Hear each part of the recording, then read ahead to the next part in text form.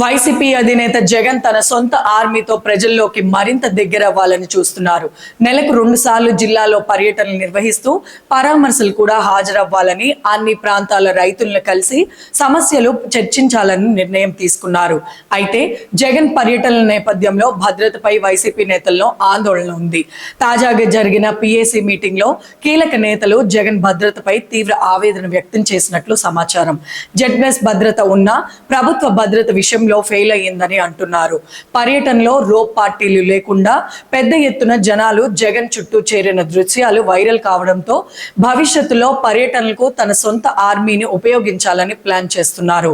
YCP వర్గాల కథనం ప్రకారం 40 మందికి పైగా మాజీ ఆర్మీ అధికారులను నియమించి స్పెషల్ సెక్యూరిటీ టీంను ఏర్పాటు చేస్తున్నారు. ఆగస్టు 6న కర్నూలు జిల్లా డోన్ పర్యటన నుండి ఈ ఆర్మీ విధులు నిర్వహించనుంది. ఇది జగన్ భద్రతకు గట్టి బలంగా నిలుస్తుందని విశ్లేషకుల అభిప్రాయం.